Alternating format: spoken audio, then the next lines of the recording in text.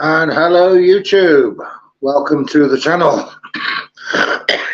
Excuse me. Richard, a stonemason, not a Freemason, will be joining me very shortly. As usual, he's a little behind with what he needs to do. But I've just been in contact with him and he says he will be joining me very shortly. So, where are we at? Well, schools, that's the main topic of conversation tonight. And what made me want to highlight what's going on in the schools was what I've been watching recently on some other YouTube channels. I would say probably more applicable, or not more applicable, more common in the US at the moment, where we have books that are available to children as young as 3 to 11-year-olds. Not just what's available in the library, but to who is actually reading the stories to them. So, you know, like drag queens, for example. Now, there's been a lot of comments about this now because they're actually, these trans people are actually giving those that are drag queens a bad name. And the drag queens out there, the proper drag queens, have made it very clear that they're giving them a bad name because it's an adult form of entertainment. It's not designed for kids, or especially, you know, 3-year-olds, 4-year-olds, 5, 6 and upwards. You know, it's just. Oh, hi Zoo Scott. Nice, thank you for joining. Thank you very much. I just said earlier that Richard will be joining me very soon. He's running a bit behind, as he usually is. Yeah, we're going to be talking about what's going on in the schools, in particular with regard to what sort of literature, you know, is available to them, and not just what is available to them to take home to read, but who is actually going to the schools to read. I got some information up here on the, when I was Googling earlier. I'll just get it up on the phone. Here we go. This was from the Daily Mail. Could your child soon be reading Bye Bye Binary or She's My Dad? She's My Dad. Campaigners reveal pupils as young as 3 are being targeted by picture books promoting transgender issues. Looks like Richard's here now. He's a lad and a half. Oh, there he is. There he is. Testing. Hey? Can you hear me, Rob? Yeah, nice and clear. Good. I got my high heels on. You're a lad and a half. Hey? Zoo Scott, he says you're a lad and a half. Aye, half an eye. Hello, Zoo. How you doing, my friend? Got to come on, mate. You got to come on and chat. This should be right up your alley, this. Being up in Scotland, where the men wear dresses.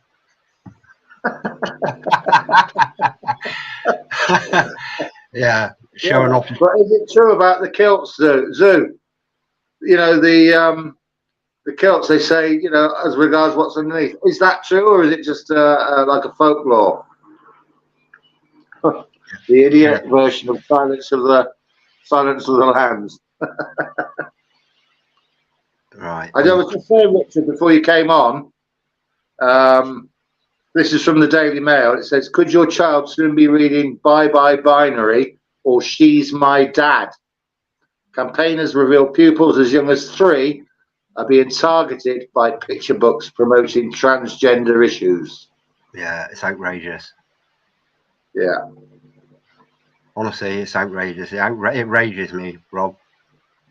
Well, it does. It does. Children as young as 3-year-old. I mean, what is society coming to? Why would you expose a 3-year-old, 4-year-old, 5-year-old to this type of information? It's got to be so confusing for them. It says here, I'm saying this quote from the Daily Mail, Rich. Go on. It says, publishing experts say there are now scores of titles aimed at the under 11s, introducing concepts such as men being mothers, and children changing gender. Many are also included on primary school reading lists after being promoted by LGBTQ campaigners. Lettuce, gherkin, broccoli, and tomato. Is that what it is? Is that what you said? Yeah, that's it. I'll get it up in a minute, Rob, if you want. Yeah, I'm just running really slow. My browser's running really slow. It's just overloaded, and I've still got. Oh, there you go. I've just. It's just really slow. Hold it. Bear on, mate. I'm just going to publish my. Thank you for joining us. Yeah, Transgender Gen, which is actually a campaign group concerned about the sharp rise in young people changing gender or wanting to change gender, analysed that 60 of the LGBT books were aimed at primary age children. Yeah. Why? LGBTQY, you know? Why chromosomes? Listen, I don't know whether how goes your memory? Can you remember when you were at school? Yeah. Boys didn't kiss boys. Boys kissed girls. Boys held hands with girls. Yeah. As children, as you know, which they did, didn't they? Exactly. We used to play kiss touch. Do you remember kiss touch? I remember kiss chase. This is an innocence, mine. This is, you know, there's no sexuality behind it. This is just. Oh yeah, sure. Yeah. You know, when you're like. I remember kiss chase. Is that what kiss touch is? Just describe what kiss touch is? Or kiss chase, yeah. Well, it's like tag and stuff like that, but it was boys chasing girls and then girls chasing boys. Yeah. There weren't any boys going around and chasing other boys. Give me 1 second. I've got sunshine right on my eyes here. I'm just going to close my blind a minute. I won't be a sec. Just close your eyes instead. Imperialist, how you doing, my friend? Rapping tunes of freedom. Freedom, that's life, but not as we know it. It's life, Rob, but not as we know it. Good to see you all. Has anybody got any stories? We just got to go back into our time, Rob. This is what they're doing. They're reinventing. It's reinventing history, because all these things that we remember as children, they're going to be a thing of the past. It's like the sky and just all these things that have happened within the last 20 years. Everything before that will be eradicated. This is what I think. Like they would have done before the 1800s. That history before the 1800s was, you know, it's debatable. I reckon they had a reboot of something like they're going to have now. Yeah. You know, well, and they'll get rid of Sky Rich. I mentioned this a while back, and somebody said, "How can you possibly remember what the sky looked like?" But I can remember clear blue skies with fluffy white clouds. I never ever saw these lines and grids and crisscrosses everywhere. Yeah. You know, I know, and I remember that well. Yeah, I know we've gone off the subject a little bit, but it's fundamentally it's about erasing history. As soon as we're gone, as soon as the likes of anybody that's over 30, as soon as they're gone, that, you know, the skies will be normalised. And as soon as anybody over, or I don't know, let's say anybody over 15, over 10, as soon as they've gone, this sexual thing will be the absolute norm. Nobody would have ever remembered it to be anything else. That's right. I thought of this today. When I was in primary school, that's from like 5, and we didn't go to school till 5. Same as me. Now it's down to 4, isn't it? They go into school. I went to nursery. 3 years now. 3-year-olds. 3-year-olds are going into like what they call it. It was called the infant school when I was at 5. It was in the infants, then the juniors, then the senior school. But I think it's called first school now. Then secondary, and then junior, then secondary, is it? Something like that. Yeah, it might be. We had sort of like nursery. They call it nursery. It's just getting you used to being with other children, really. I think. But that Yeah, was like at the age of 4. So you go in there yeah. and you just get used to. It's like for about 3 hours a day, just to get you into the routine of, and it was all brilliant back then because you could do what, you play with fuzzy felt and splash around in the sink. Oh, I remember Fuzzy Felt. And the first time I I went to used to love Fuzzy Felt. say again, I remember Fuzzy Felt. I used to love Fuzzy Felt. yeah, and That's life as we know. It's made a good point. Conditioning starts early. It's like absolutely, it's like the geography class. What's the first thing you see when you go into the classroom? It's a globe, conditioning, yeah, programming.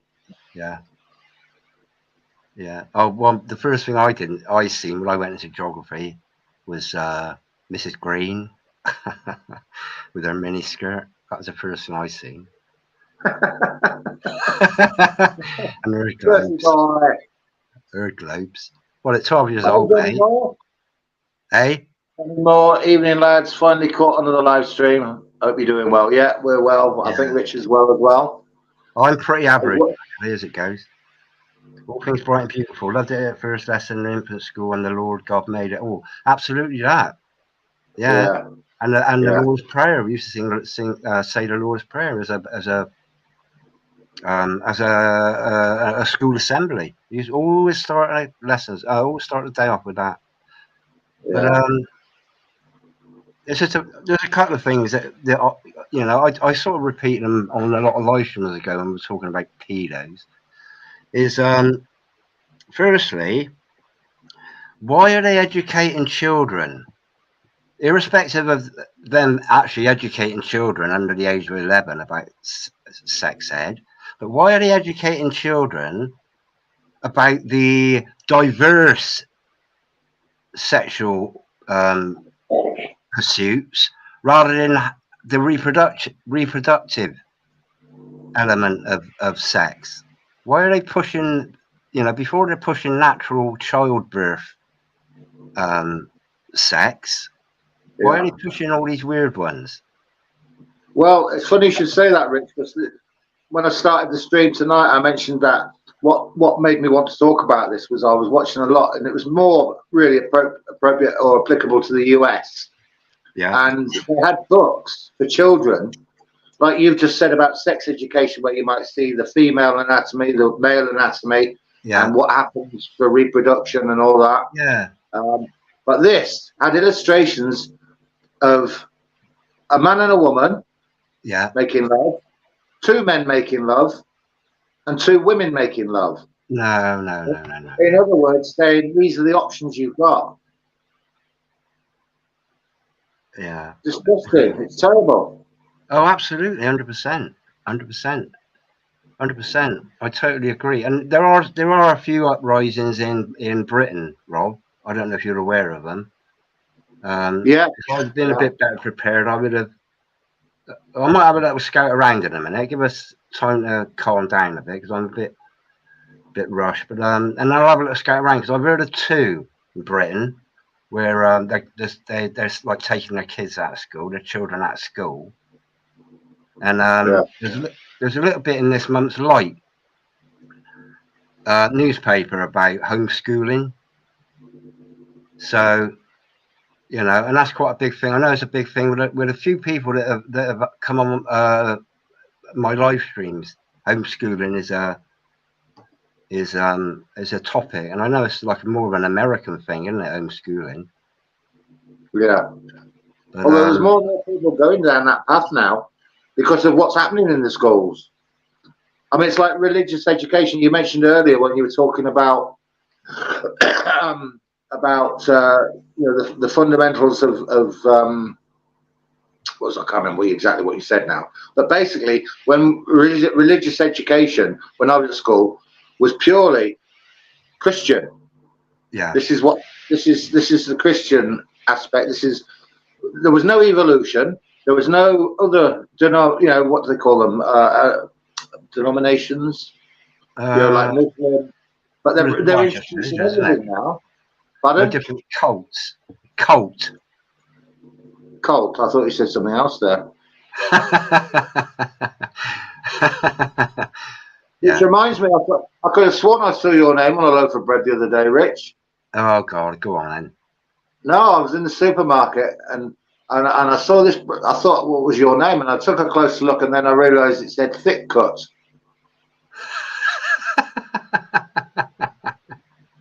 Hey, that's another story. But going back to the religious education thing, Yeah. you know, it was like creation and the basics of the Bible, really. Yeah. There was no Muslim or Hindu or all the other religious groups that are out there now, Yeah. because you know, England was, United Kingdom was a Christian country, Well, but it's all changed. The United Kingdom is a recent. It's Great Britain, Rob. We got to get back to saying Great Britain. No, I don't Even say though great. it's not great. There's nothing great about it, Rich. Well, Britain, not so Great Britain, but we're fundamentally it's the Britons, Britons. We're not United Kingdom. That's like saying United States. It's I know. It's like a corporation. Yeah. And we ain't united. Look at all you got to do is watch Scotland play England at Wembley, just to see how ununited we are. What you say. It'll be on your back. I'm trying to bait Zoo up to come up and give us what's happening up there. But and another thing that comes to me today, actually, funny enough, was now there was one book when I was at primary school, 5 to until age 11. There was one book in the library, and it was a Ladybird book. Oh, I remember them. Yeah. Yeah. And it was a sort of like a biology book. There was a picture. There was a drawing of a man and a woman naked. Oh yeah, I know the one you mean. Yeah, I know the one you mean. That was it. Yeah. About the reproductive. I can't even remember that. I could just remember looking at the picture of a naked woman. But it was just like a drawing. It wasn't a photograph. Yeah, it wasn't a photo. Yeah, that's right. So, we've come a long way since those times, Robin. It's they're getting away with it. That's the problem. They're getting away with it. We haven't come a long way. We've gone a long way backwards. We've gone in reverse, haven't we? Yeah, you be careful with that. Don't go reverse in the showers when you're down the swimming pool. And don't pick up the soap if you drop the soap. Don't bend down and pick the soap up. Yeah, that's the good thing about soap on a rope, is you keep it around your wrist. Hey, listen, about this Mail on Sunday that was quoting here, Shelley Charlesworth, who led the investigation I was on about earlier, told the Mail on Sunday, trans picture books are a completely new phenomenon.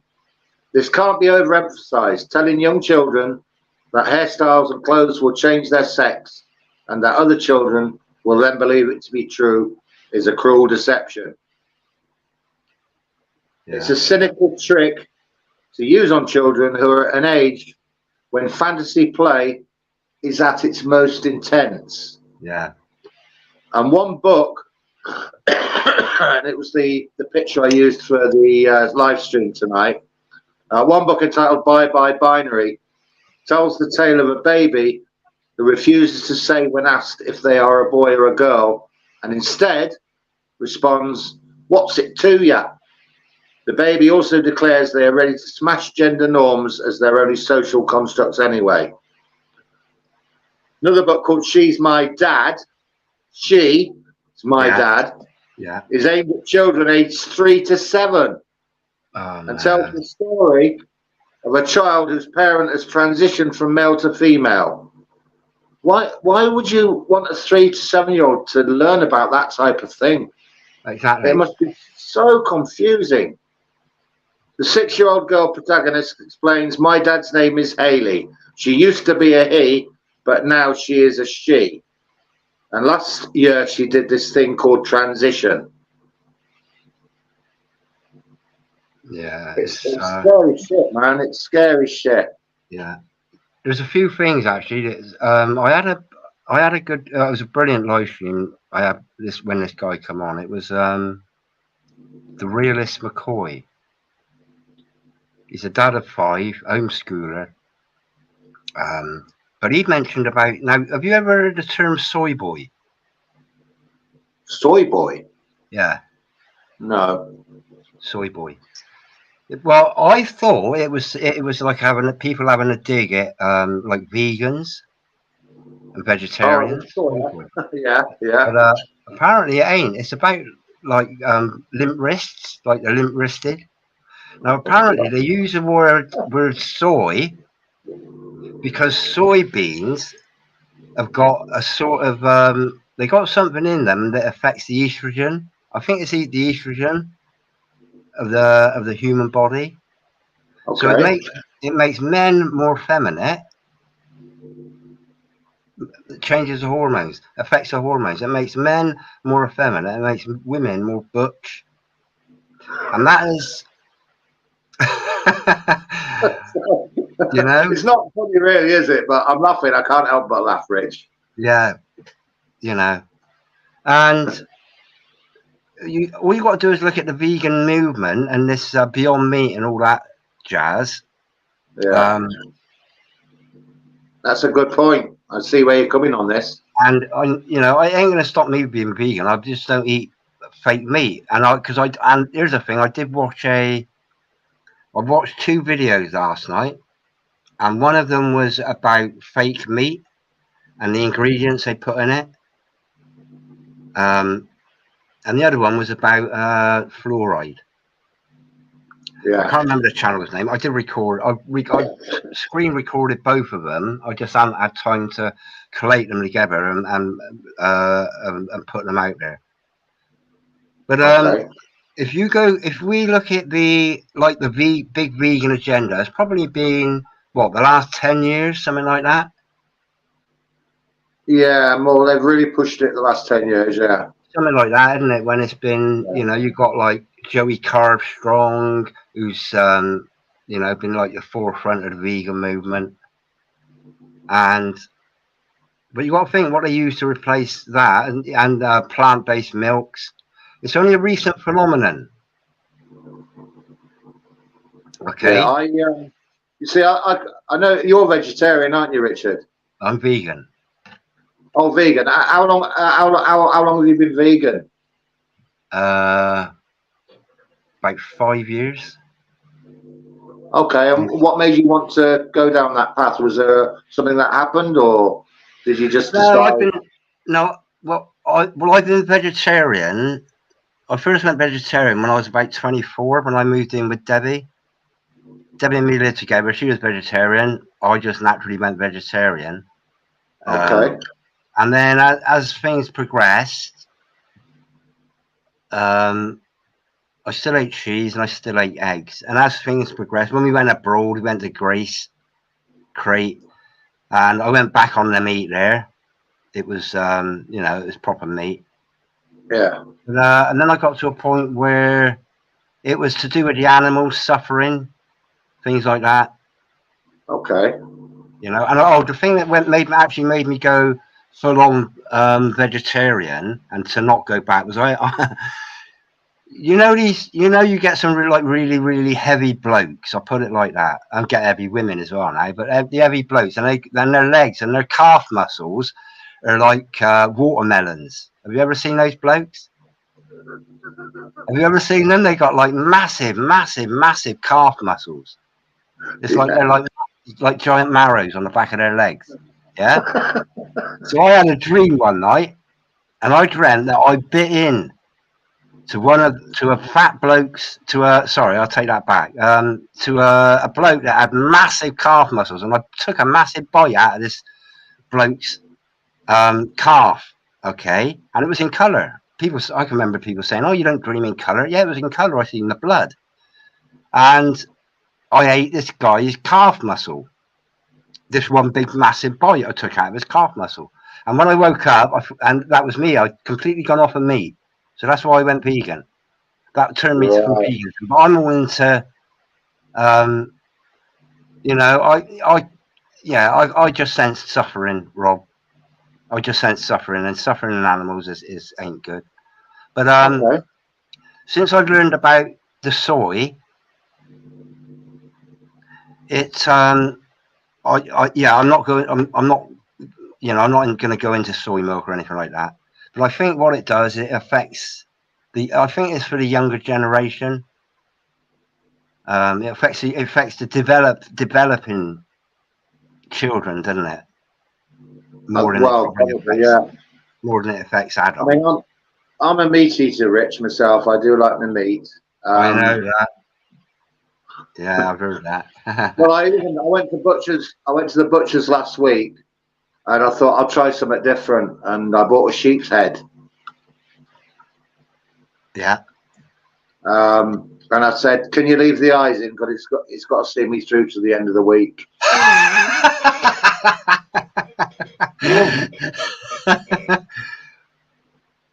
You know, times are getting hard now, Rich. You know. Yeah, I know that. They're putting everything up. Allotment. Apparently, allotment plots. There's a nationwide thing that all councils are putting up allotment plot rents by anything between 200 to 500%. That's ridiculous. What does that tie in with? That ties in with this. They don't like us being self-sufficient. Exactly. You know, the whole system's corrupt. Now I'm working on a.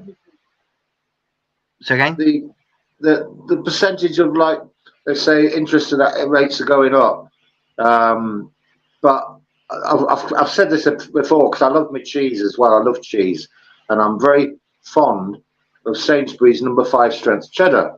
Now, a year ago, that was £1.80 a block. Yeah, it is now £3.70. So it's 100%. How do you know? It's absolutely. So I've changed my cheese because I'm not paying it. Yeah, I don't blame you. I've gone to a cheaper brand of cheese, even though as much as I love Sainsbury's cheddar, I have now changed. Yeah.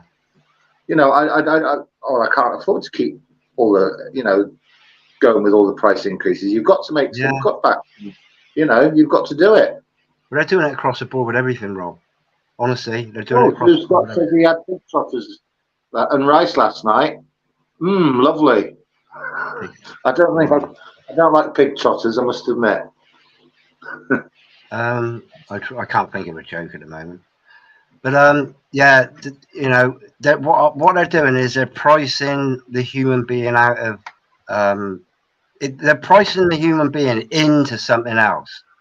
It's not out of something else; it's into something else. Well, they want us to be not self-sufficient, as you said. They want to take that away from us, and they want us to look to them as their sole source of providing food. Absolutely. You know, and this is what's going to happen. Yeah. But you know, as we get further down this corrupt line that we're going down, there's going to come a time, and I've said this for a few years now. There's going to come a time when a lot of people, not just them that are homeless, a lot of people not only using food banks, but are going to be queuing up at government buildings just to get a bowl of soup and some bread. Yeah.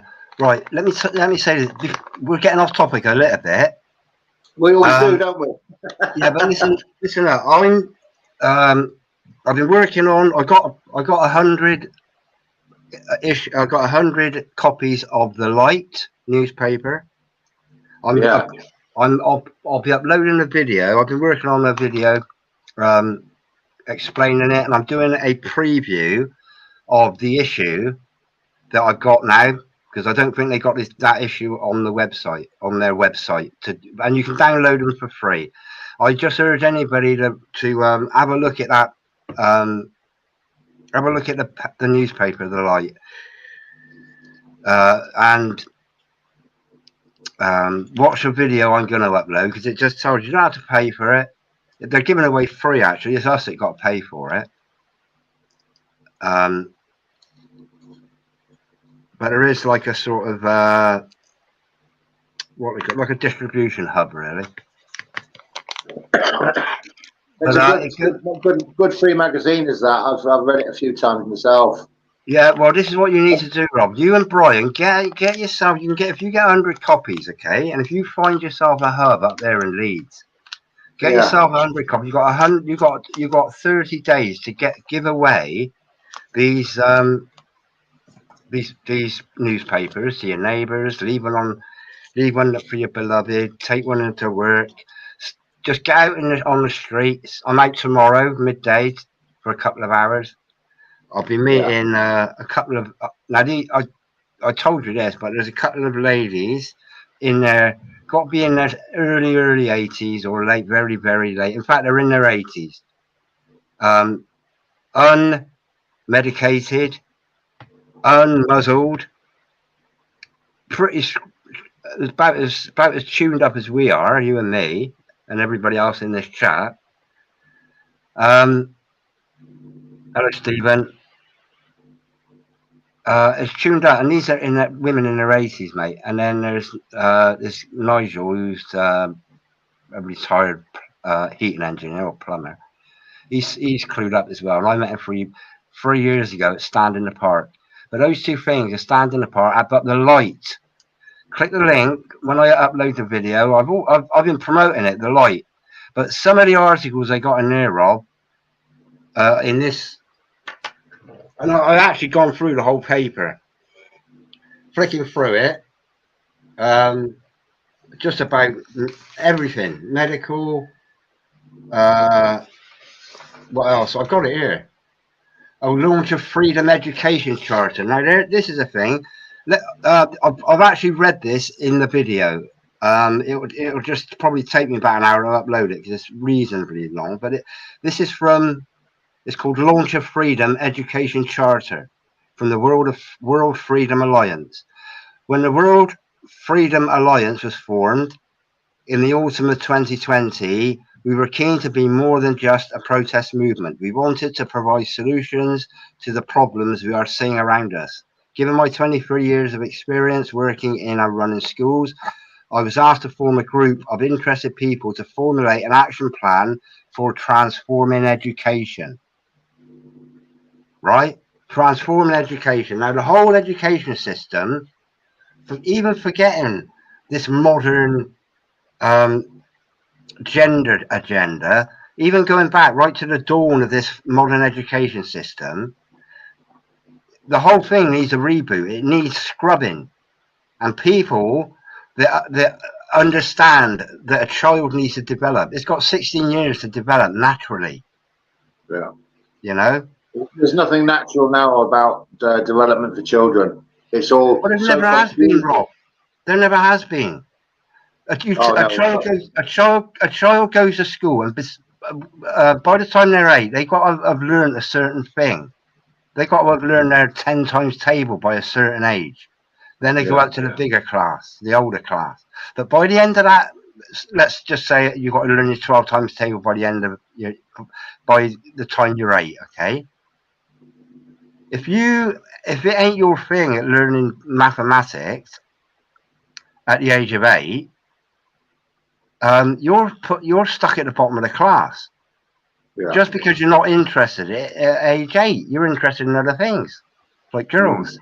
If you're a boy, I'm joking. You know, you're interested in something else. But by the time you get to 16, you will have learned. A child will have developed to learn how to do maths. And that maths is relevant to what their pursuit is. But this is a problem with the state school system. It puts people in a time frame if they got to learn at this point, or you're deemed as thick. You get a black mark. You don't enjoy going to school. You become a truant. Yeah. You get that remains on your education CV, you know, just because you couldn't handle maths, or you had dyslexia, you struggled reading, you get, you know. I don't know about you, Richard, but when I was at school, when I went up to the senior school, I think they call it secondary now, I'm not sure. You know, when you go from 11 into 12 and you go into the senior school for the last 5 or 6 years, It's called the big Um, school. It's called big school. Big school, yeah. Yeah. We had an A and a B class. So Yeah. like in the first year, depending what the teacher's name was, whose class you were in, that would be the surname, the initial of the lesson. So one would stand for the first year, and then it would either be A or B, and then the G, which was my history teacher's name, Griffin.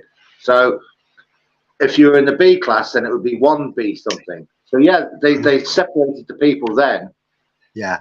Back when I was at school, which is like when I went into the high school, that's what they call it now. It was 1971, 72. Wow, no. No. I was actually in all the A's all the way up to the 5, up to the 5th year. Wow. I never actually went into the B's. What happened then, Rob? But I don't. Pardon? What went wrong? Yeah, what went wrong? I'm kidding. I'm kidding. Here's a thing. Oh no, you finish what you're going to say a minute. You carry on. Sorry, bro. Well, that's pretty much it. I just wanted to. You've got a comment up on screen there from Johnny. Yeah, no, I don't want to diverge off of this a minute. I put it out there just so it doesn't get lost. But I'm not going to diverge on that. I'm not going to talk about that now. But I just wanted to say I agree with him 100%. It was faked. Okay, we'll leave it at that for now. Okay, maybe come back to that another time. Well, that's a totally different subject, isn't it? Yeah. Really, because what we got? We got an hour, about an hour left. Yeah, just under an hour. Yeah. I mean, if we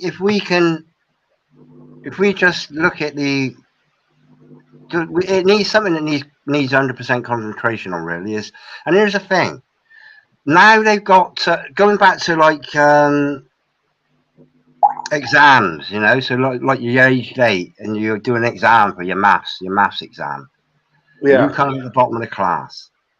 Yeah. That's going to have such, and people pick on you because you're at the bottom of the class, or child's self-confidence, it just gets booted out the window because they can't handle something. So the long-term repercussions are, they're probably known by psychologists, etc., but they're not taken into account by the education system. It's fucking wrong. And sorry for swearing, but that is what it is. It's wrong. Now, this is the thing about this modern agenda, about this gender bender agenda. Do they have an exam at the end of the school year about the different genders? Have they got an exam to pass? Well, I don't know what it's like now. I don't know whether there's anything like that in the exams now. When I was in school, it was like you took the science course, you took the which was like chemistry, physics. You did the arts course, which I think was like arts, English, history, and what was the other one? Technical drawing. Yeah. Scribbling on the walls with crayon. As an 8-year-old. Yeah. I couldn't believe what I read on the desk once, that somebody not actually written on the desk, but carved it. Obviously, they'd used a compass or something to carve it. I'm not gonna repeat, but I thought it was disgusting.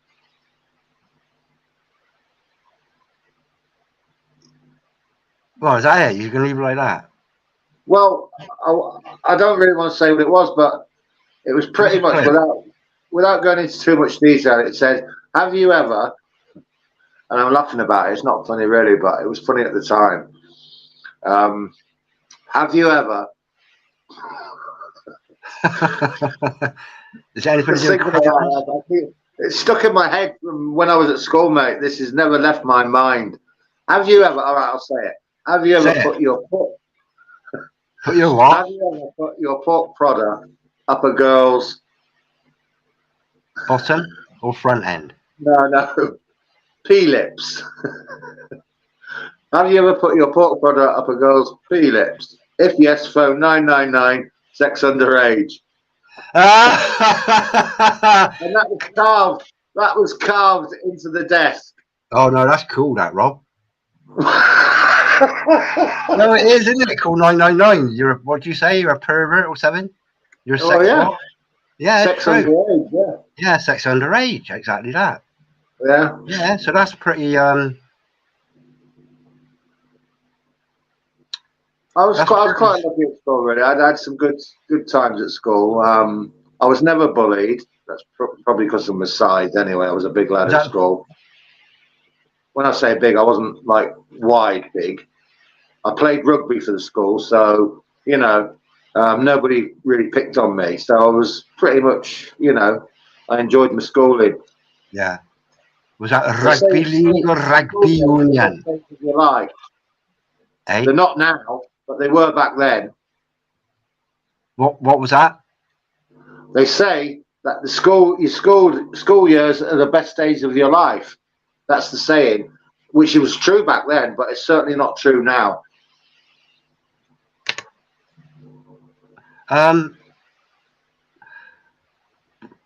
Well, from a child's perspective, it might well be, but from a parent's perspective, looking at the child, they're going to say, "Oh gosh, no, I'm taking you out of that school." Yeah. I tell you what, if I had kids at school now, I wouldn't have them in school. I'd have them at home. No, exactly that. Exactly that. I know what goes on in schools. By teachers abusing children in more than one way. But there's an interesting article in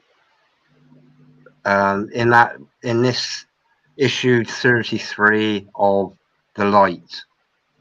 One about homeschooling. A woman taking a child out of school. But this is the thing, it needs a reboot. And one of the downfalls of homeschooling, if you've only got one child or even two children, is that lack of interaction with other children. One of the most important things for children is to be with other children, isn't it? Yeah, but you can do that in play. I mean, when I was a kid, when I got home from school, the first thing my parents made me do was my homework. That was the most important thing, get that out of the way. And then I'd go out and play, whether it was go to the park or play football or meet, go to my next door neighbour and go out with them. But so, even if you teach your kids at home, there's no reason why you can't still involve them with other children. You can still do that. No, but I'm talking about in the classroom, Rob.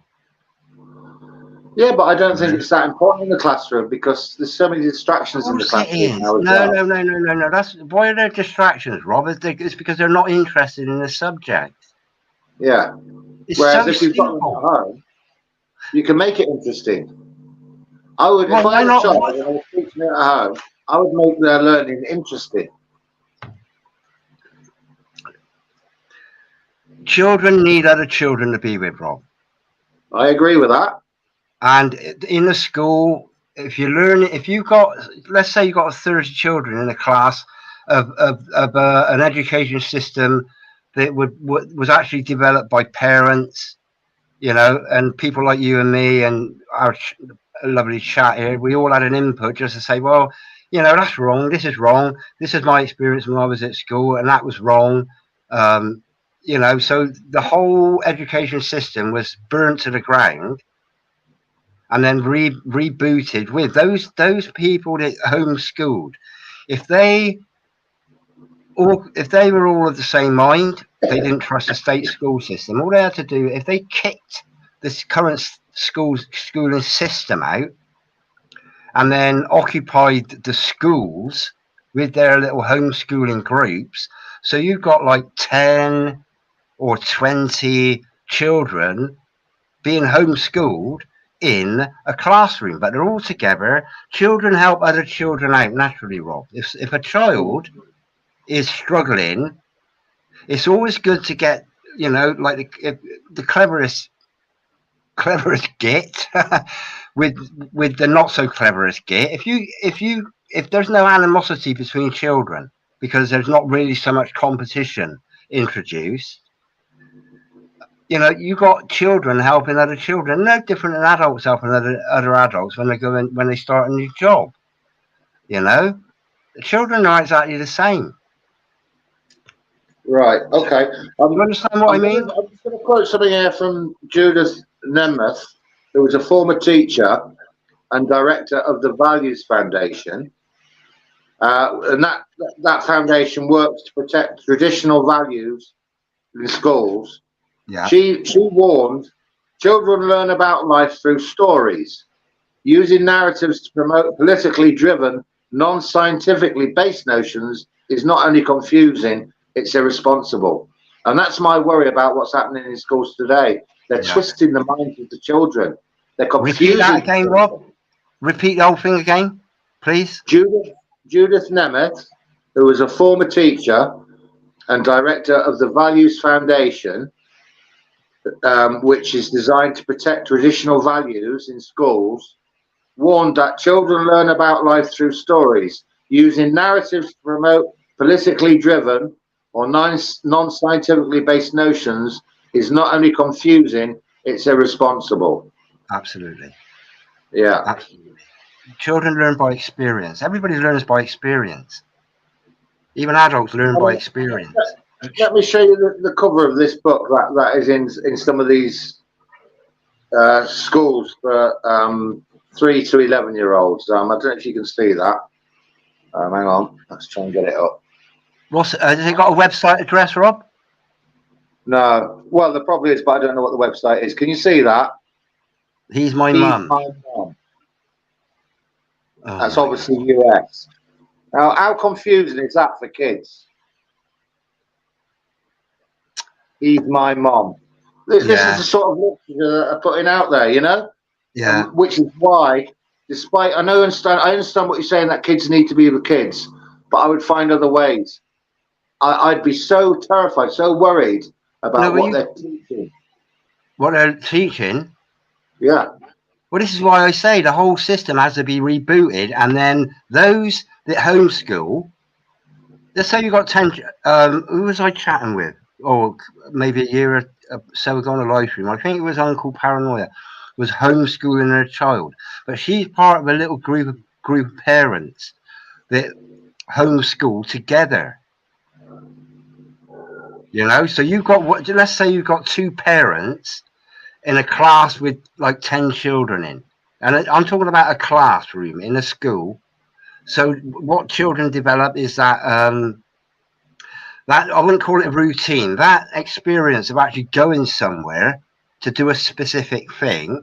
And going to school is work. Okay. But it can be something to look forward to. Not just getting up out of bed, having your breakfast at the breakfast table, and then going in the lounge and reading from a book. Children need to get away. They need that outside experience. They need the excitement of going on an adventure. And going to school should be an adventure. Yeah, I agree. To be with your friends. And when you get to that school, you know that teacher or teachers, if you've got two parents, you know, and say 20 children, and the people take it in turns. You know, if you've got a specialist in actual teaching the children certain things, but then you've got a committee of parents that all have an input. You know, and people homeschool for the reason that they don't trust the state system. So the whole system needs to be booted out the door, and then and just give the facilities to those parents that want to homeschool, with those benefits of homeschooling with other children present. Because, you know, you've got playtime, all the children run out at playtime, play football, do this, do that, they go back, do a little bit more. We're talking about, you know, up to 11 years old.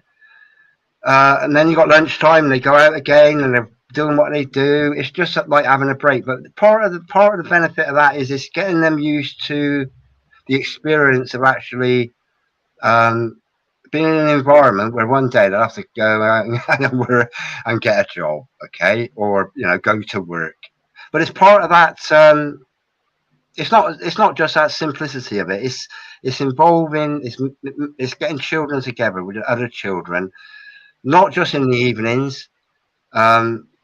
All throughout the day. Yeah. You know? I think parents though need to be very vigilant and very aware of what's going on, because there's HarperCollins, um, I don't know. which is a book publisher, has 37 LGBTQ children's books listed on its website, of which 9 have a transgender theme. Mother of 4, Julia Williams, who has 30 years experience working in the publishing industry, including a spelling children's book, said publishers are not just getting into this out of the goodness of their hearts. They think that there's a market and they think these books will be popular. And there are growing claims by authors that there is a climate of intolerance within the publishing industry for anyone who disagrees with transgender ideology. They're pushing it and pushing it and pushing it. Oh, These children are so confused. It's scary. It's so scary. It's unbelievable. Oh, absolutely, 100%. I mean, this is the thing, Rob, and David Yates just pops into my head then about all the books he's written that were wiped off of Amazon. Okay, yeah. He's struggling to find a publisher just for all his scientific, factually based, and plus his art, his poetry, etc. Yeah. He can't find a publisher for love the money, really. So, yeah. Well, he's on Lulu now, isn't he? He's with Lulu, yeah. Yeah. And I've got link. Anybody that wants I think the last video or had links to his page. But yeah, so the whole, it's got to be the whole system, even down to your publishers that are censoring certain things and promoting other things. And the big promotion at the moment is this manipulation of children's minds. Yeah, and it's they're doing it from. This is why they're targeting the 3-year-olds, Richard, because that is when they're impressionable. That is when their minds are open, and absolutely. everything they get told, everything that they get told by their teacher, it's going in, and they believe it. Yeah. Oh, here's another one as well. They don't question what they're being taught. They think to themselves, "This is my teacher. They're telling me the truth, and this is how it is." Yeah. So that's impressioning. That's an impressionable. I used to tell programming. It's not programming in some cases, but in other cases it is. And it is. That child, it's going in, and it stays there. So this is why you get all the confusion when they start introducing all what they're introducing, what we've been talking about earlier. That must be so confusing for a child. I mean, can you imagine? Can you imagine if you had a 3-year-old child, right, or a 5-year-old child, and they're coming back from school and they said, "Daddy, why do 2 men sleep together?" You'd think, "What the fuck?"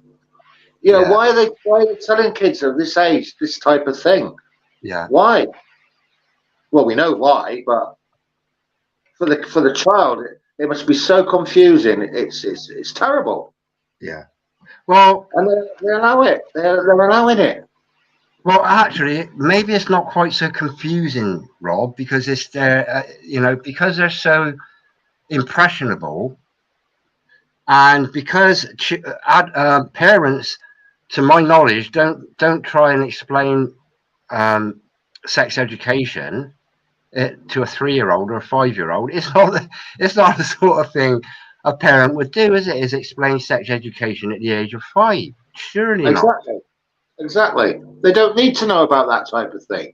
And here's another one. A lot of this stuff is they're told to keep it quiet. A lot of this stuff is done in private, isn't it? Sorry. Say that again. They're told to keep what? A lot of this education is sort of it's like meant to be kept private from your parents, from the parents. Right. The parents aren't told beforehand, or we're going to teach we're going to teach little Johnny about the birds and the birds and the bees and the bees. They don't come out with that. It's parents just need to stand up, and I'll be there alongside them. I'm not a parent, but you know, children are, you know, they're why I'm here to protect the children. You know, I'm expendable, me. I'm gonna show you another book cover here. See, I'll show you that. Whoa, can you see that? Hayden's Pronoun Party. Yeah, that's the cover of a book. And there's another one here. I think you've seen that.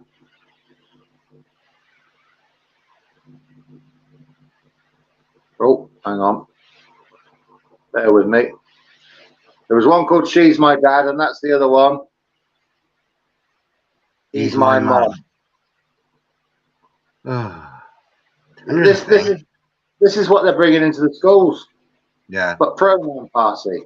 Yeah. Aimed at primary age children.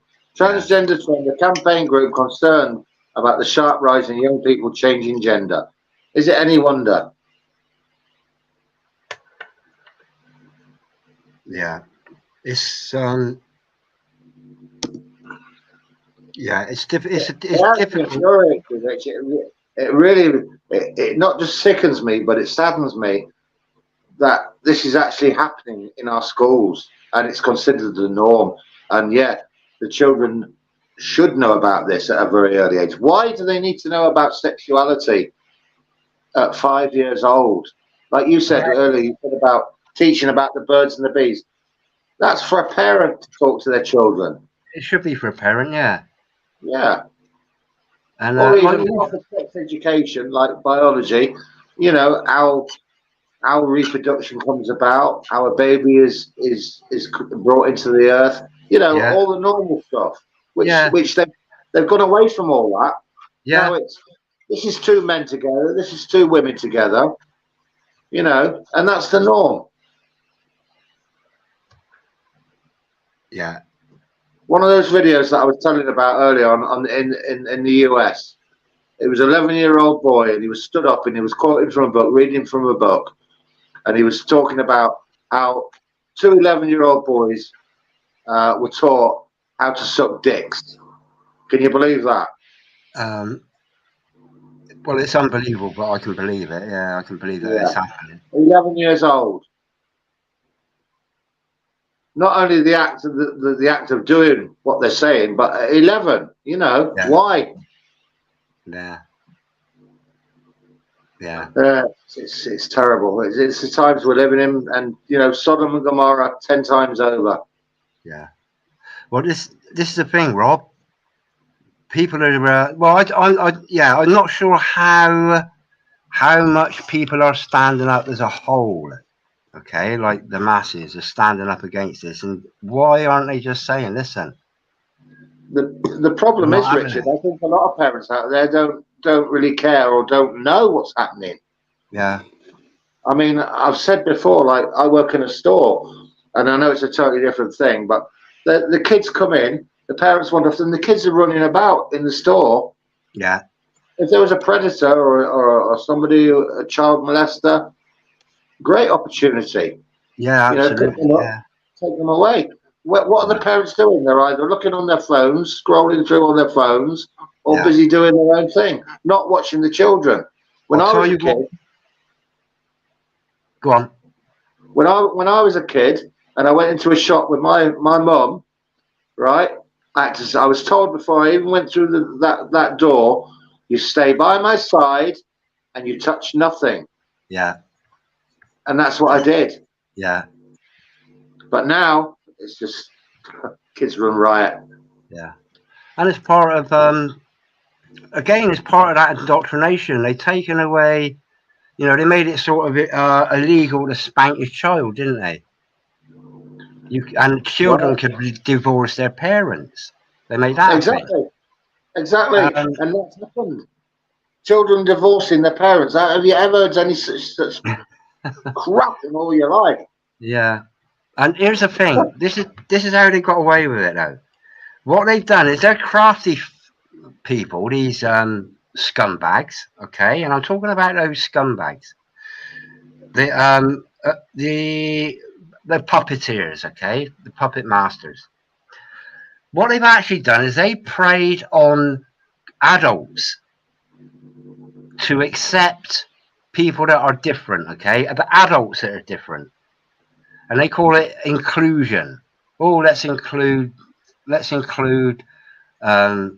those that like the same sex, which is all very well and good. Yeah, as long as I don't have to watch it or hear about it, then yeah, do it. I'm not, it's nothing to do with me. That's what they've done. So they've softened the adults to accepting this inclusion thing. Then from somewhere out of the blue, everybody's having their things cut off, their bits cut off and turned inside out and outside in. Okay. But that is a crafty way, is to get the parents to accept it as normal. Yeah. Then now the next thing is, because the parents now accept it as part of normality, is the state system is now educating the children without much of a kickback from the parents, because they see it as, they're teaching about being inclusivity. So there's nothing wrong with that, when probably what they don't realise is what they're actually teaching them is about sexual acts. Yeah. That is the craftiness of these people. Yeah. Oh, they've done it very, very clever how they've introduced it all. Very. But we're cleverer than them. Lack of discipline, Rich. Hey? What you were talking earlier about lack of discipline on children. Yeah. From the Bible's point of view, what does it say? Spare the rod and spoil the child. So all this about, well, I call it capital punishment. That's probably the wrong word. But to spank your child or smack them if they're naughty, the Bible actually approves of that. Sometimes, it's different disciplines can affect different children in different ways. Yeah. Some might get a smack and it won't do nothing. Others might say, right, I'm going to stop your pocket money for a week, or I'm going to take your toys away for a week. Yeah. But this doesn't happen anymore. Yeah. But spare the rod and spoil the child. That's the Bible's advice. This is the thing though, Rob. Children shouldn't really need to be reprimanded if they're brought up well, let's say. It shouldn't. I mean, obviously, we all do things wrong. When I was a little lad, I got the belt off my dad a few times, but it was justified. Oh yeah, it didn't do me no harm. I got the cane at school a couple of times. Didn't do me no harm. That's not your dad though. No, but I'm just using that as an example. But they don't use the slipper or the cane anymore at school. No, that's what I'm saying. Yeah. And when I got a smack from my dad or my mum, it was I deserved it, and it didn't do me no harm. But you might say otherwise, looking at me now. Yeah, I mean, this is the thing. I respected my dad because I feared him. I didn't want to get on the wrong side of him. Yeah. So I wasn't naughty until I was, I don't know, 17, I think. He had me up against the wall, and he was angry, and it's the first time I ever heard him say the F-bomb. But that was it. I knew where I stood. But all through my growing up, I was lucky. I always say this. I was very lucky. I had parents that loved me, really, and showed love. And but there needs to be that authoritative element in the parents. And it's not to fear them. You're on about. I can remember my mother saying to me, "Wait till your father gets home." That's it. I mean, and I was terrified. Yeah. Because I knew what was coming. Yeah. And I tell you what, I didn't do it again. Yeah. The thing I'd done wrong, I didn't do it again. Yeah. Or I thought twice before doing it. Yeah. But you see, the kids today, they've got no respect for their parents. The parents don't care about their kids. Yeah.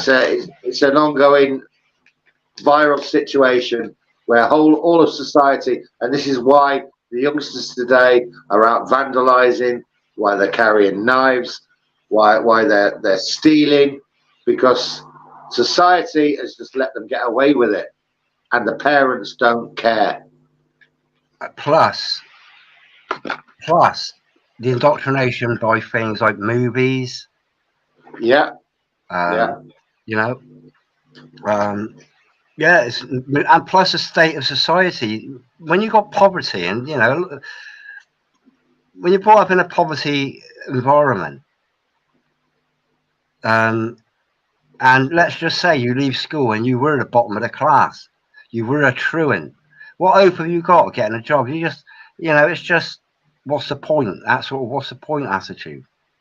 Yeah, you know, it's a really, it's like a bowl of spaghetti. Really, the problem, because there's so many strings to it.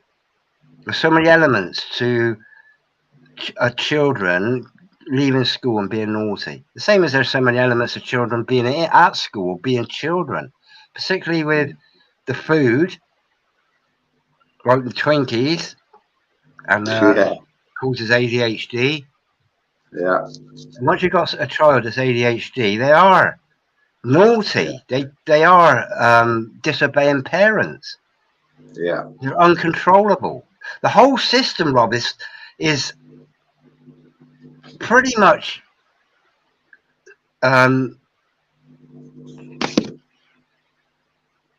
transparent to see how the powers that be have done what they've done it, by manipulating, by manipulation through the food. Yeah. Well, like discipline, it's I'll give you an example. I might have said this before, but I had a music teacher and everybody respected him. He was a very good teacher. His name was Mr. Bazanko, so he must have been originally from some foreign relation or country.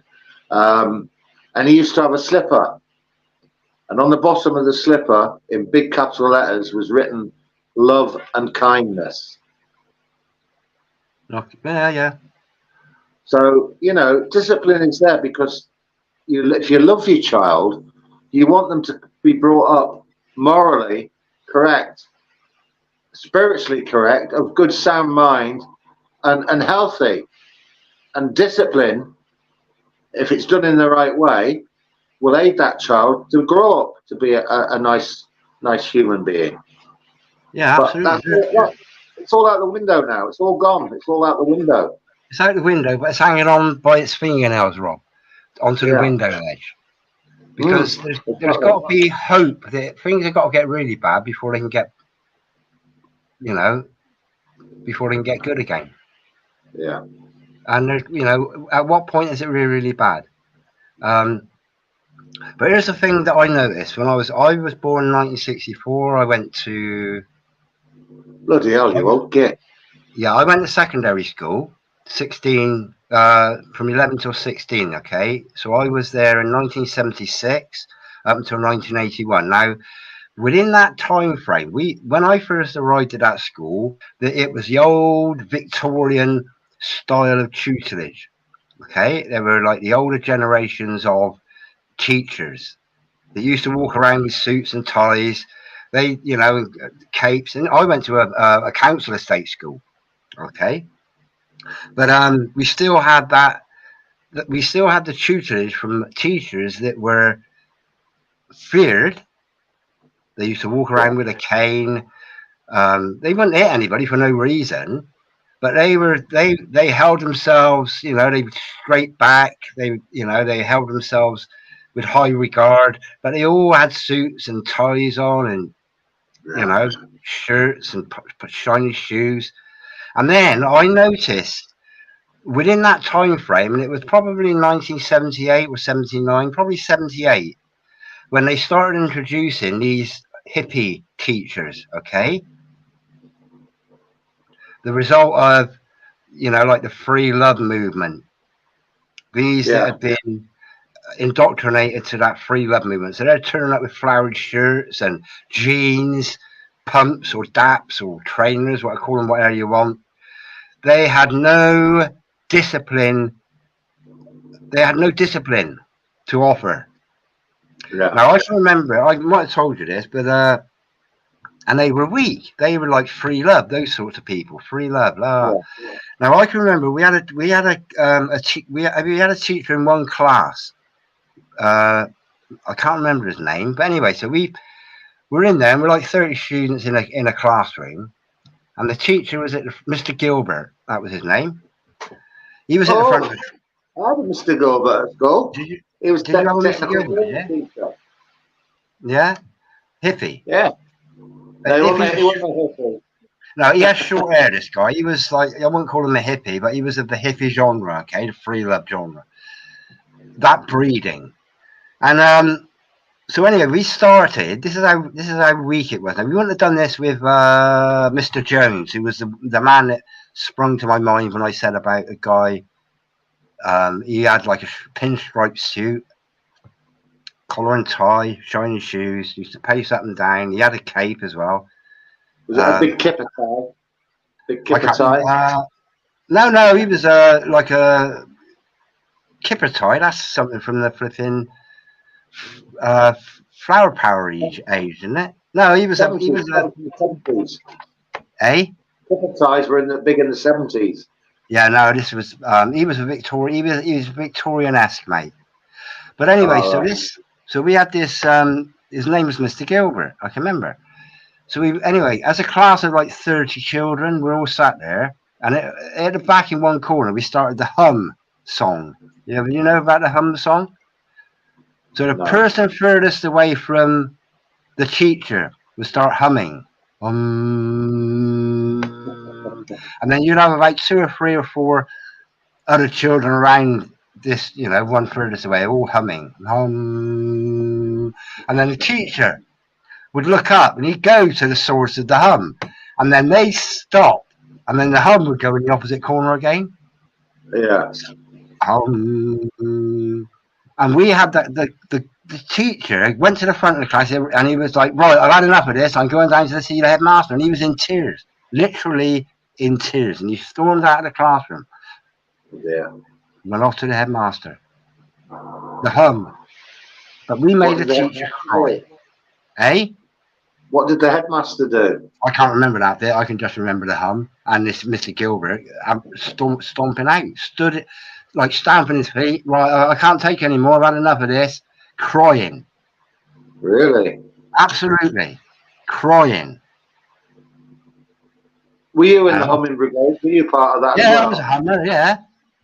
Yeah, I'm not going to miss an opportunity like that. Honestly.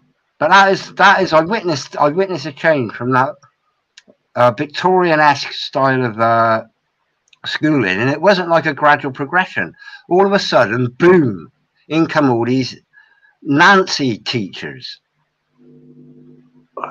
And that was it, and that was a change. And that was probably in about 1978, something like that. 77, 78. Well, it's like kids, especially at that age, can pick up very easily how they can, what level of respect they have for the teacher. Because we had a teacher called Mr. Jennings, and he made the biggest mistake when he was a new teacher in the school, and he came and he introduced himself to the class, and he said, "My name is Eric Jennings." And of course, that was it then. Yeah. Every time he went back to the blackboard, someone would shout out, "Eric!" Eric. And he was soft. You know what I mean? He didn't have any discipline. How did he dress, Rob? How did he dress? How did he dress? In a suit. He was in a suit. Oh, was he? Yeah. Because this is the thing. He was about, I think, at the time when I was there, he must have been in his late 40s, I think. Yeah. Yeah. Immediately they put themselves on the same level as you, and they shouldn't. Yeah. They shouldn't do that. Really. Well, that was the biggest mistake he made when he said, "My name is Eric Jennings," and that was it. He got stick all off. Yeah. Yeah. But you see, they knew they could get away with it. They knew certain teachers, they wouldn't dare do anything like that. We get the bloody blackboard rubber thrown at us, you know what I mean? That Or a was lump the of thing, chalk. oh yeah, yeah, yeah. I mean, it's still part of that shitty education system. However, what it actually taught was discipline and respect. Yeah, yeah. You know? Excuse me 1 minute, Richard. Nature calls. I'll be back as quick as I can. I do apologise. Don't apologise to me, Rob. No end. Some teachers got a terrible time. Other teachers would not dare. You would not dare. Same in our secondary school. Yeah, secondary school was it's like your ultimate development for your path out into the big wide world, isn't it? But the formative years, like 3, 4, 5, 6, 7, 8, 9, 10, and 11, that's not the sort of time to be teaching children, because that's at the time when they're most open to being nurtured, really. And you've got to think, how many hours a day? Right, there's 24 hours in a day, 8 hours sleeping, maybe 2 hours getting ready for bed and getting up. So that leaves 12 hours. Let's say, no, what was that? 10. That's 14 hours. Let's say you've got 14 hours left in the day, and then 8 of those hours is spent at school. So that leaves 16 hours. No, it doesn't. This is right, Rob. 24 hours in a day. 24 hours in a day. We'll say 9 hours sleeping and getting ready for bed and getting up. 9 hours from 24 is 15. 6 hours for me. No, I'm talking about a child, Rob. You're not a child. Oh, sorry. Yeah, child. Yeah. So if we said 9 hours a day, getting ready for bed, brushing your teeth, getting up, brushing your teeth, having your breakfast, this and that. So out of 24 hours, you take 9 hours a day for sleep. That leaves 15 hours. Then you've got 8 hours a day at school. So 15 minus 8 leaves 7. Yeah. So the parent has a maximum amount of time of 7 hours a day with their child. Now, if you take out meal times, you take out watching television and doing your own work, let's say you take out another 3 hours of that. Parent has got 5 hours with their child. Yeah. And it ain't even going to be that, not on a one-to-one level in the main. Yeah. Okay, so let's just say, for argument's sake, let's say they've got 4 hours a day with their child, or 3 hours a day on that one-to-one level where they got that relationship. So, I mean, a parent gets half as much time, or less than half as much time, with their child than the school gets. The school gets them so much longer. And like I say, it wouldn't be so bad if they were at a school that was being, doing the same sort of thing as a parent would do when they're at home, which is developing that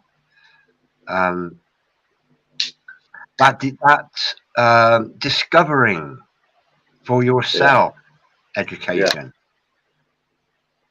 The whole system. And this article, I urge everybody in the chat, when I upload it, I'll probably upload it. It'll probably be about midnight by the time I get it up, finishing up.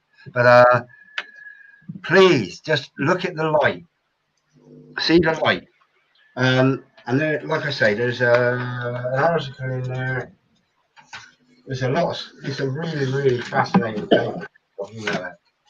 But this one is about what you were saying earlier, Rich, about spending time with your children. There's one. I don't know if you subscribe to them or not. A username is "There's no place like home." Yeah.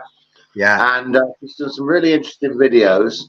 And the last one she put up, or one of the recent ones she put up, was she'd go out on nature treks with her kids.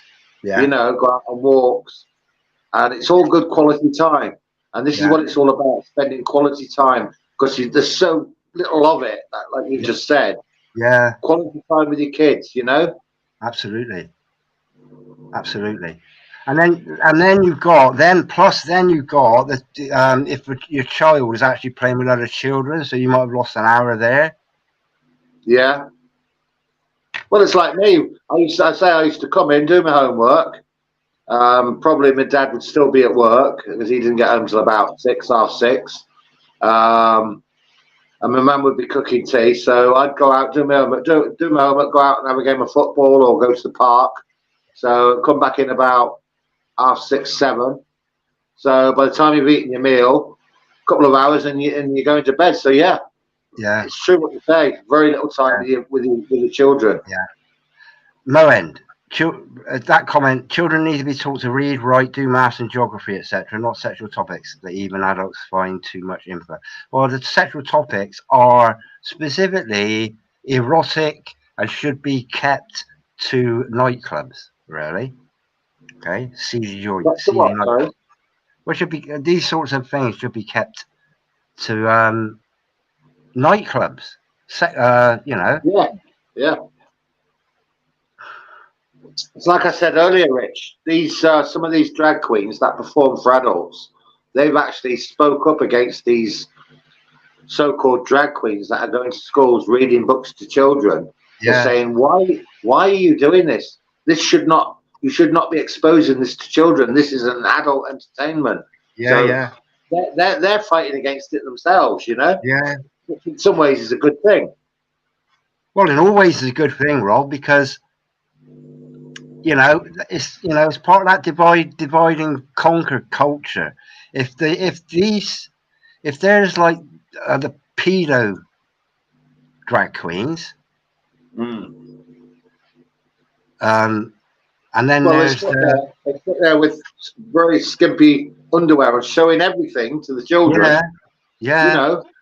Oh, I've seen the old meat and two veg hanging out on one of them. Yeah. It's it just shouldn't be. It shouldn't be. It's one of those things that shouldn't be. Well, let me go back to my school. Now, my school, there was a teacher in my school, and he wasn't actually a teacher of mine. I told you this. His name was Charles Napier. Okay. Now, he was jailed and he actually groomed me. He sent me home with a letter to my dad. I think it was scribbled in green ink. I can remember it. It was, Richard needs extracurricular activity. I'll invite him to my house to do extra lessons. Now, he wasn't a teacher of mine, but my dad went to the school and complained. Now, I don't know whether I haven't spoken to him for years, 20 years, something like that. But I don't know if he still got a letter or whether he handed it into the school. He went and complained, and that was an end to it. But this Charles Napier, Mr. Napier, we used to call him, funny enough, well, not funny, but ironically, we used to call him Napier the Rapier. Okay? As it's transpired, about 5 years ago, maybe 6, something like that, Charles Napier, got jailed for 16 years for historic child sex abuse. Okay? And he used to be the treasurer for the Paedophile Information Exchange. Have you heard of them? No. They were a political party from 1974 to 1984 that were promoting or looking to take away the age of consent for children. Really? All children. Yeah. When you say taking away the age of consent, do you mean lowering it or just no, not lowering it, removing the age of consent? Lowering it. Removing it. Totally. Well, the Wikipedia page. Whatsoever. Well, if I could get a Wikipedia, I don't share my screen, Rob, or anything like that, just because I might crash my browser. But if you look at, I'll see if I can do it a minute. Let me get I'll just look it up. All right, Rich. We've only got about 5 minutes left, my friend, because I've got to go. Oh, I got it here. I'll quickly try and share it, Rob. Okay. If I present my screen, don't share my screen yet until I'll just get it out quickly. But this was back in the 70, from 76, probably 77 again, 77 till 1980, something like that. He was in school, but I've done a lot of research on this guy, and I can't. He's got 3 years missing. in his employment history, he's taught in, I think, somewhere like Thailand. He's been teaching abroad. Right, I'm just going to share this a minute because, right, I'm going to present, right. Oh, what did I do that for? Oh, I keep, right. Right, give me a screen share then, Rob, and I'll just quickly share you this because this guy was do the whole screen and nothing but the screen. Do it massive. Okay. The big one on the right. Yeah, I've got it. Today, don't put any comments up either on the screen, Rob. Don't highlight any comments. You doing it? Doing it now. Has it come up? Yeah, this is my screen. Right, can you see that? Just bear with me.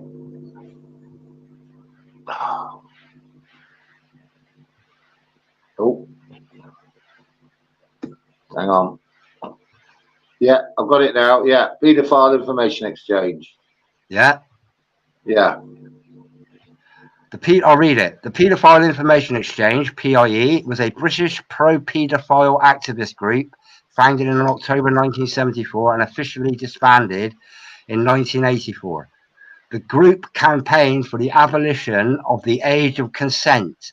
It was described by the BBC of all people in 2007 as an international organization of people who trade obscene material. Okay. Yeah. Now this guy, let me get this guy up a minute. Oh, I'll just read this bit. Early history and activity. PIE was set up as a special interest group within the Scottish Minorities Group by founding member Michael Hanson, a gay student living in Edinburgh, who became the group's first chairman. I'm just trying to find this guy's name.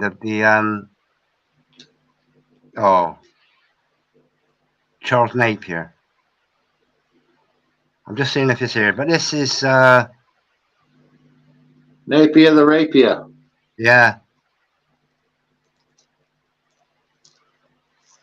Yeah, it was on here actually at some point. And when he got arrested and charged, he was it was said that he was secretary for Paedophile Information Exchange. Now, let me read this briefly. In 1976, both PIE and PAL had been asked to help the Albany Trust, a British organisation which describes itself as specialist counselling and psychotherapy charity focused on the positive approach to sexuality and relationships. It was founded as a registered charity in May 1958 to complement the Homosexual Law Reform Society, right, which received financial support from the government to produce a booklet on paedophilia, which was to have been published by the Trust. Mary Whitehouse. Now, how right was Mary Whitehouse, Rob? You remember Mary Whitehouse? I do indeed. Referred to this collaboration in a speech, asserting that public funds were being used to subsidise paedophile groups. Okay. Mary Whitehouse was a British teacher and conservative activist. She campaigned against social liberalism and the mainstream British media, both of which she accused of encouraging a more permissive society. Look at it now. Absolutely. And how was she ridiculed? Yeah. Yeah. So it's a deep-rooted thing, Rob, that goes back in modern times. It goes back I just removed myself again. It goes back, Rob, to the 1970s, really, 1974. And I said about there was this change from the Victorian-esque to and it was like pretty much it was like them coming out, them outing this is the agenda, like the BBC have outed themselves with Jimmy Savile, which I reckon was a psyop, just to say, right, this is what we are. This is what we are. We're a paedophile child trafficking with that child line and all that. It's all Yeah. part of a sinister network, mate. Absolutely. And if and Childline, they could save, if they were given 100 children to save or to help, they could siphon off one child, nobody would miss it. Yeah. And they help 99, but one child, they'll siphon off one child. That's how it works. Yeah. That's how it works. Yeah. I've been studying it for years, at least 10 years. I've been studying Yeah. child sexual abuse, and the ramifications of it, or the victims or / survivors of child abuse. I've worked with quite a lot, but now Okay, all this is I'm coming. going to have to cut it short, I'm afraid, my friend, because I really have to go. It's been a pleasure having you on tonight. Oh, my joy, Rob. Yeah, I've enjoyed it tonight, as I do always. And thank you, everybody, for all your comments and contributions. We appreciate that too. Oh, absolutely, yeah. And we'll have to get together again soon, Rich. All being well, Rob. All being well. But this is, if I can just ask people, if you just to have a look at my next videos that are coming out, and it will shed the light. It will show the light. There are some articles specifically about education, the education system. How there are people. I mean, the light for me, it's just like a tool, a very, very useful tool. It's pretty much come at the right time, really. And this issue number 33 is, it's just by coincidence. It's actually got a couple of articles in, one regarding homeschooling and one regarding about there are plans in place, and there is a group in place that are looking at starting a new system for education.